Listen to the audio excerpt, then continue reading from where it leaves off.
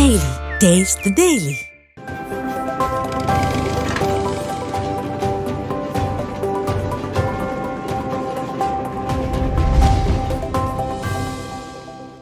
அரியலூரில் 6ஆம் வகுப்பு மாணவியை பாலியல் வன்கொடுமை செய்து கொலை மிரட்டல் விடுத்த அரசு பள்ளி ஆசிரியர் போக்சோவில் கைது செய்யப்பட்டார். அரியலூர் மாவட்டம் ஆண்டிவடத்தை அடுத்த கவுரப்பாளையம் கிராமத்தைச் சேர்ந்தவர் சுரேஷ்.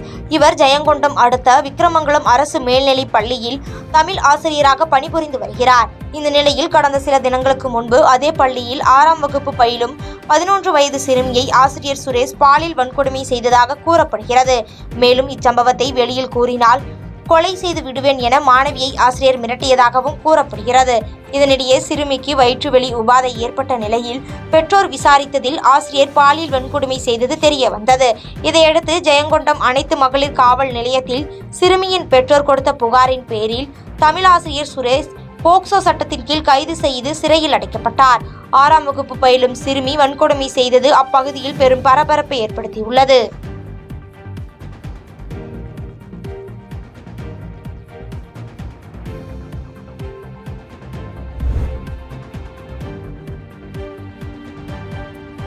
அரசு ஊழியர்களால் டெல்லியில் கெஜ்ரிவால் தோற்றது போல தமிழ்நாட்டில் திமுக ஆட்சி அகற்றப்படும் என அதிமுக முன்னாள் சட்டமன்ற உறுப்பினர் கே. குப்பன் தெரிவித்துள்ளார்.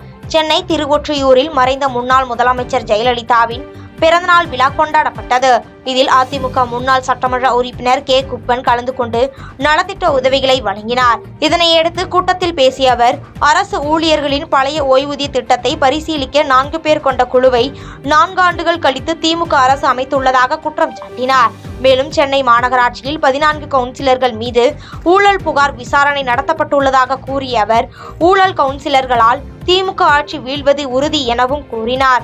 அதிமுக ஆட்சி காலத்தில் இலவச பட்டா, ஓய்வூதியம் உள்ளிட்ட நலத்திட்ட உதவிகள் எவ்வித செலவும் இல்லாமல் வழங்கப்பட்டதாக கூறிய அவர், திமுக ஆட்சி காலத்தில் ஓய்வூதியம் பெறுவதற்கு பல ஆயிரம் ரூபாய்களை செலவழிக்க வேண்டியுள்ளதாகவும் குற்றம் சாட்டினார்.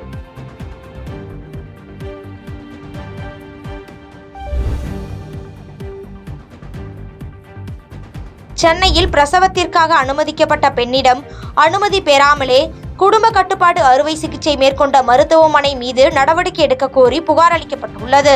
திருவள்ளூர் மாவட்டம் கும்மிடிப்பூண்டி பகுதியைச் சேர்ந்த தம்பதியினர் தமிழரசன், வளர்மதி.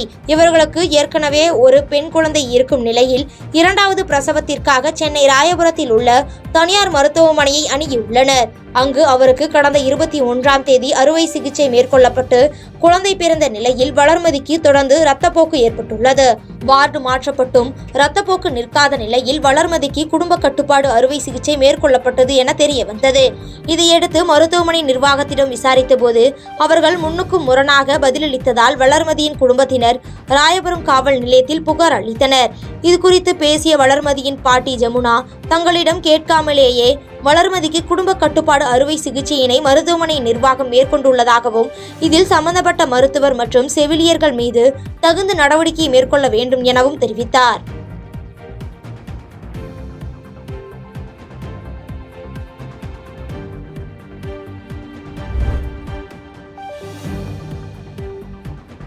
கடலூரில் இரட்டை கொலை வழக்கில் சம்பந்தப்பட்டவர்களை கைது செய்ய முற்பட்டபோது தப்பியோடி தவறி விழுந்ததில் இருவருக்கு மாவுக்கட்டு போடப்பட்டது. கடலூர் மாவட்டம் எம். புதூர் மற்றும் டி. புதூர் பகுதியைச் சேர்ந்த சரண்ராஜ் மற்றும் அப்புராஜ் ஆகிய இருவர் காணவில்லை என புகார் அளிக்கப்பட்டது. புகாரின் அடிப்படையில் இருவரையும் போலீசார் தேடி வந்த நிலையில் அவர்கள் கொலை செய்யப்பட்டிருப்பது தெரிய வந்தது. இதையடுத்து இக்கொலை வழக்கு தொடர்பாக பால்ராஜ் மற்றும் தருண்குமார் ஆகியோரை போலீசார் கைது செய்தனர். இந்த நிலையில் கைது செய்யப்பட்ட இருவரையும் கொலை நிகழ்ந்த சம்பவ இடத்திற்கு அழைத்துச் சென்று ஆயுதங்கள் மற்றும் இருசக்கர வாகனங்களை போலீசார் பறிமுதல் செய்தனர். அப்போது குற்றவாளிகளான பால்ராஜ் மற்றும் தருண்குமார் ஆகியோர் தப்பி ஓடி முயன்று அங்கிருந்து 100 அடி உயர மண்மேட்டில் இருந்து தவறி விழுந்ததாக கூறப்படுகிறது. இதில் இருவருக்கும் காலில் எலும்பு முறிவு ஏற்பட்டதை அடுத்து கடலூர் அரசு மருத்துவமனையில் அவர்களுக்கு மாவுக்கட்டு போடப்பட்டது. மேலும் இவ்வழக்கில் தலைமறைவாகியுள்ள கோகுலகிருஷ்ணன் என்பவரை போலீசார் தீவிரமாக தேடி வருகின்றனர்.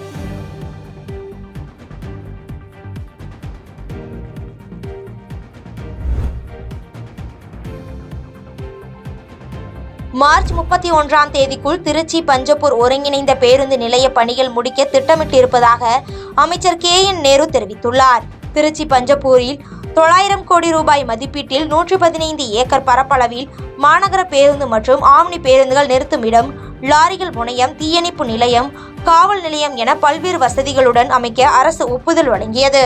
2021ஆம் ஆண்டு டிசம்பர் முதல் நடைபெற்று வரும் இப்பணிகள் 93% நிறைவடைந்துள்ள நிலையில் 2 லட்சம் மக்களை கையாளும் அளவிற்கு பெரியதாக பேருந்து நிலையம் வடிவமைக்கப்பட்டுள்ளது.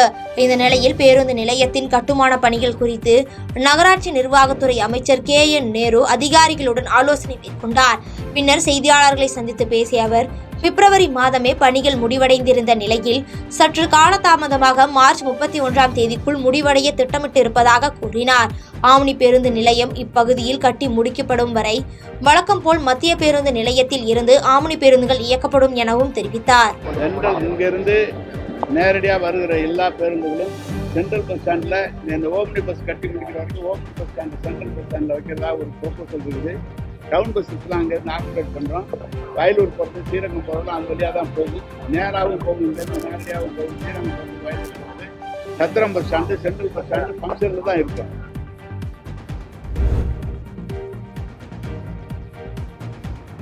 திருவள்ளூரில் உயர்நீதிமன்ற அனுமதியுடன் வெற்றிக்கால் சேவல் சண்டை போட்டிகள் நடத்தப்பட உள்ளன.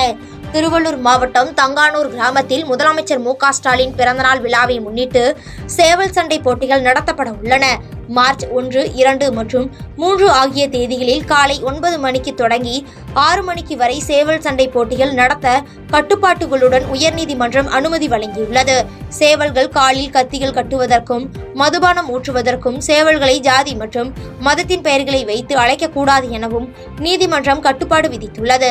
மேலும் போட்டியில் பங்கேற்கும் சேவல்களை கால்நடை மருத்துவர் பரிசோதனை செய்யவும், போட்டிகளை போலீசார் தொடர்ந்து கண்காணிக்க வேண்டும் எனவும் அறிவுறுத்தப்பட்டுள்ளது. இதுகுறித்து பேசிய சேவல் சண்டை நடத்தும் கமிட்டியைச் சேர்ந்தவர், அழிந்து வரும் விளையாட்டுப் போட்டிகளில் சேவல் சண்டை இருப்பதாகவும், வருடத்திற்கு ஒருமுறை இதுபோன்ற சேவல் சண்டை போட்டிகளுக்கு நீதிமன்றம் அனுமதி வழங்க வேண்டும் எனவும் கூறினார். வின் பண்ணுறவங்களுக்கு சிறப்பான ஒரு ப்ரைஸ் 1/2 கிராம் கோல்டு கொடுக்குறோம். அதேமாரி எல்லாருக்குமே இந்த நிகழ்ச்சிக்கு கலந்துக்கணும் என்ற ஒரு காரணத்துக்காக எல்லாருமே வரவேற்கிறோம். எல்லா ஸ்டேட்லும் எல்லாருமே நல்லா சிறப்பாக நடத்தி கொடுத்து ஒத்துழைத்து கொடுத்து காவல்துறைகளும் எல்லாருமே நம்மளுக்கு ஒத்துழைப்பு கொடுக்குறார்கள். இந்த நிகழ்ச்சி எதுக்காகனா, சேவல வல்லுநர்கள் எல்லாருமே ஒன்றிணைந்து வருடத்துக்கு ஒரு முறை இந்த சேவல் கலைகள் நடக்கணும் அந்த ஒரு காரணத்துக்காக, இந்த பாரமையான ஒரு சேவல் கலைகள் நடக்கணுன்றதுக்காக அழிந்து போகக்கூடாது இந்த இனங்கள்.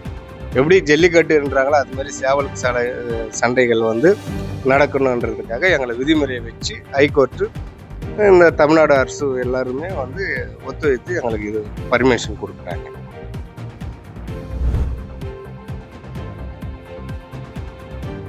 அரூர் அருகே வேட்டைக்கு சென்று மாயமான இருவரை கண்டுபிடித்து தரக்கோரி உறவினர்கள் ஆட்சியர் அலுவலகத்தில் தர்ணாவில் ஈடுபட்டது பரபரப்பை ஏற்படுத்தியது. தருமபுரி மாவட்டம் அரூர் அருகே உள்ள பச்சனாம்பட்டி கிராமத்தை சேர்ந்த நரிக்குறவர்களான சுரேஷ் மற்றும் அருணாச்சலம் ஆகிய இருவரும் வேட்டைக்கு சென்றுள்ளனர். அப்போது இவர்கள் நெல்வயலில் கட்டியிருந்த வலையில் கீரிப்பிள்ளை மாட்டிக்கொண்டதாக தெரிகிறது. இது தொடர்பாக தகவல் அறிந்து அங்கு சென்ற வனத்துறையினர் அவர்கள் இருவரையும் அழைத்து சென்ற நிலையில் இருவரையும் நீதிமன்றத்திலோ வனச்சரக அலுவலகத்திலோ ஆஜர்படுத்தப்படவில்லை என்று கூறப்படுகிறது. இதனால் அதிர்ச்சியடைந்த அவர்களது உறவினர்கள் மாவட்ட ஆட்சியர் அலுவலகத்தில் அமர்ந்து தர்ணாவில் ஈடுபட்டனர். மேலும் மாயமான இருவரையும் கண்டுபிடித்து தர வேண்டும் என்று வலியுறுத்தி ஆட்சியரிடம் மனு வழங்கியதோடு அடுக்கடுக்கான குற்றச்சாட்டுகளை முன்வைத்தது பரபரப்பை ஏற்படுத்தியது.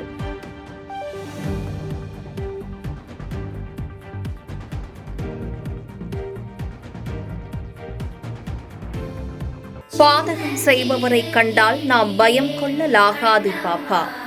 மோதி மிதித்துவிடு பாப்பா, அவர் முகத்தில் உமிழ்ந்துவிடு பாப்பா. அண்மை செய்திகளை உடனுக்குடன் தெரிந்து கொள்ள இணைந்திருங்கள் எம் நாடு தொலைக்காட்சியுடன்.